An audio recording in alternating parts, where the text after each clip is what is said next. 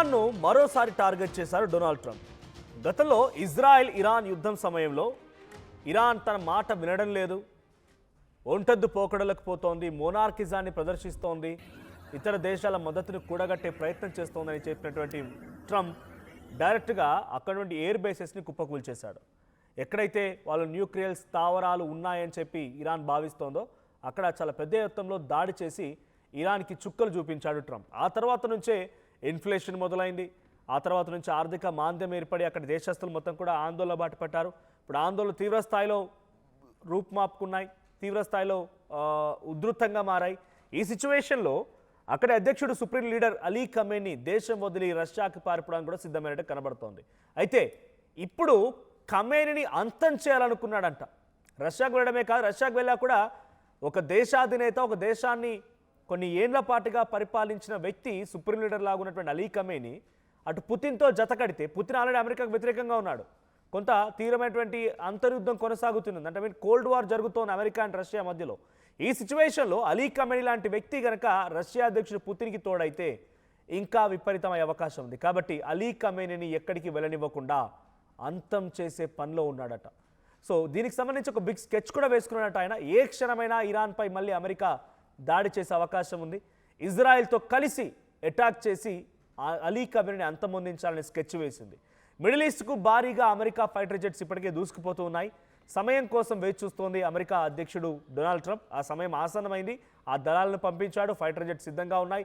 Middle eastern కంట్రీస్లో fighter jets దూసుకుపోతూ ఉన్నాయి. So America plan ముందే పసిగట్టిన అలీ ఖమేనీ రష్యా వెళ్ళిపోయేందుకు సిద్ధమయ్యాడంట. అయితే ఇక్కడ అమెరికా అధ్యక్షుడు డొనాల్డ్ ట్రంప్ అలీ ఖమేనీ అంతమొందిస్తాడని చెప్పి ముందుగానే గమనించిన అలీ ఖమేనీ ఇక్కడ నుండి ఎలాగైనా నా దేశంలో అంతర్యుద్ధం ఉంది, ఇదే అవకాశంగా భావించట అమెరికా ఓడో లేకుంటే ఇజ్రాయెల్ ఓడో వచ్చి నన్ను చంపేస్తే నా పని అయిపోయిందని చెప్పి అక్కడి నుంచి రష్యాకి వెళ్ళిపోవడానికి sketch వేసుకున్నాడట.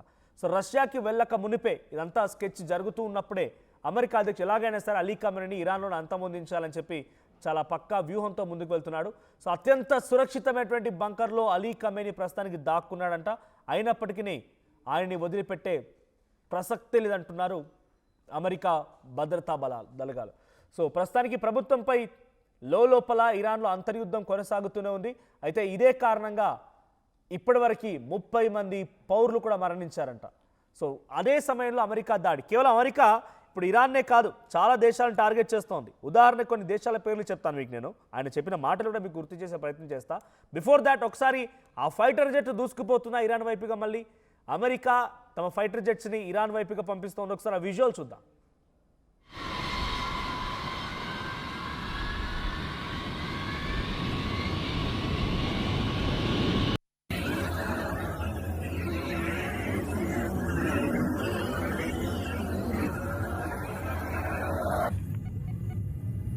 And 911's disconnected.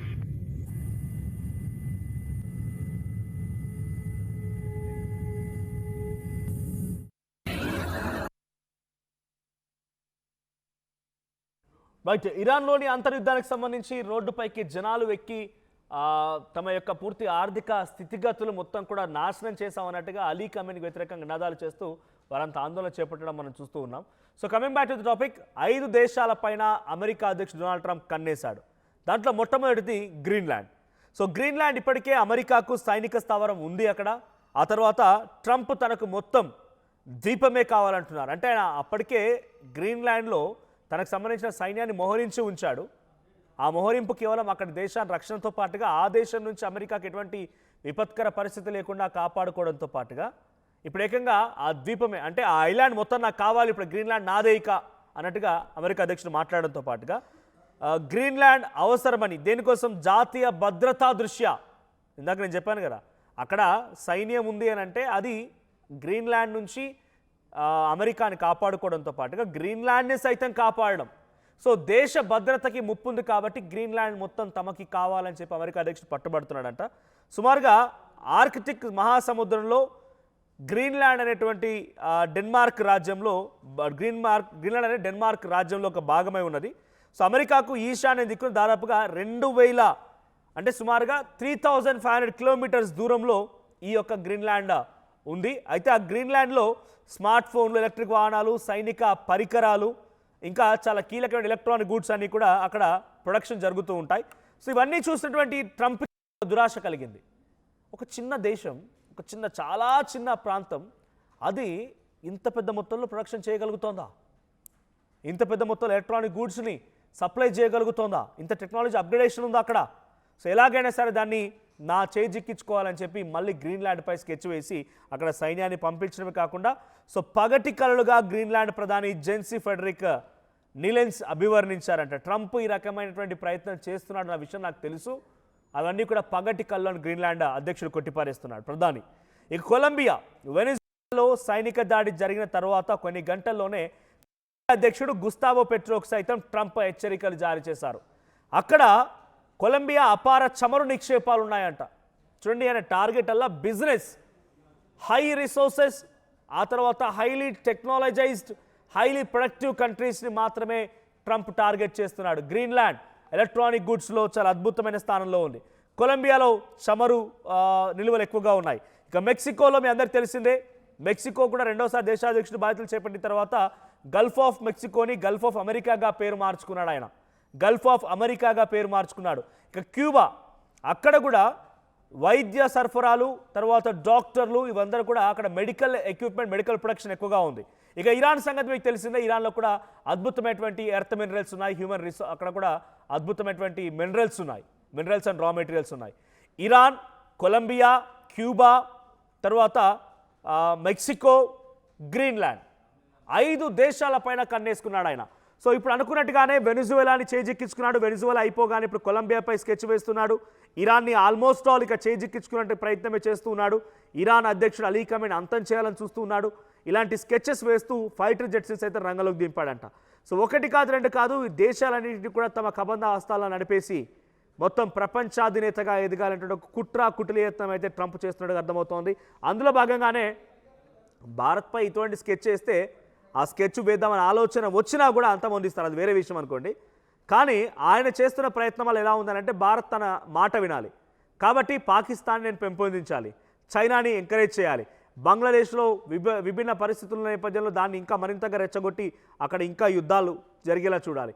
So చుట్టూ హాట్ కేక్ లాగా చుట్టూ మొత్తం కూడా ఇటువంటి ఒక యుద్ధం జరుగుతున్న తరుణంలో భారత్ తమ మాట వినక తప్పదు అనే రకంగా ఆయన ఒక పగటి కళ్ళకంటూ ఆయన తనంతట తానే ఒక అహంకారిగా భావిస్తున్నారు. కానీ అటువంటి సిచ్యువేషన్ వస్తే భారత్ యుద్ధం చేయడానికైనా సిద్ధమవుతుందేమో, కానీ ఒక దేశం వేరే ఒక దేశస్థుడికి సంబంధించినటువంటి మాట వినడానికి కానీ ఆ నాయకుడి మాట వినడానికి కానీ ఏమాత్రం భారత్ తలవంచదు, సహించదు కూడా. సో అమెరికా అధ్యక్షుడు డొనాల్డ్ ట్రంప్ యొక్క కుటిల యత్నాలు అర్థమవుతున్నాయి. Iran supreme leader Ali Khamenei ఒక బంకర్లో సేఫ్గా దాక్కున్నప్పటికీ ఆయన ఎలాగైనా సరే వెనిజులా అధ్యక్షుడు మాడ్యురో మాదిగా ఆయన కూడా క్యాప్చర్ చేయాలి, భద్రతా దళాలను పంపించి క్యాప్చర్ చేసి అమెరికాకు తీసుకురావాలి అని చెప్పేటువంటి కుటిల ప్రయత్నం అయితే ట్రంప్ చేస్తున్నాడు. సో ముందుగా గమనించిన అలీ ఖమేని రష్యా పారిపోయేందుకు సిద్ధమవుతున్నాడు, కానీ ఎంత మేరకు ఫలిస్తుందో చూడాలి. ఒకసారి మళ్ళీ ఆ ఫైటర్ జెట్కి సంబంధించి ఇరాన్ వైపుగా దూసుకెళ్తున్నటువంటి అమెరికన్ ఫైటర్ జెట్కి సంబంధించిన విజువల్ చూద్దాం. అమెరికా అధ్యక్షుడు డొనాల్డ్ ట్రంప్ పేరు చెప్పగానే మీకేం గుర్తొస్తుంది? ఆయనపై మీ అభిప్రాయం ఏంటి? కామెంట్ చేయండి.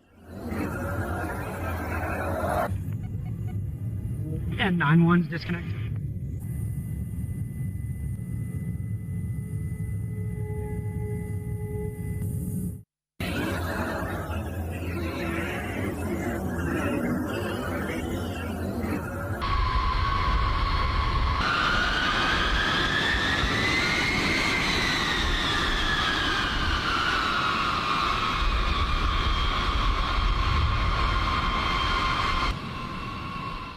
అసలైన తొలి వెలుగు.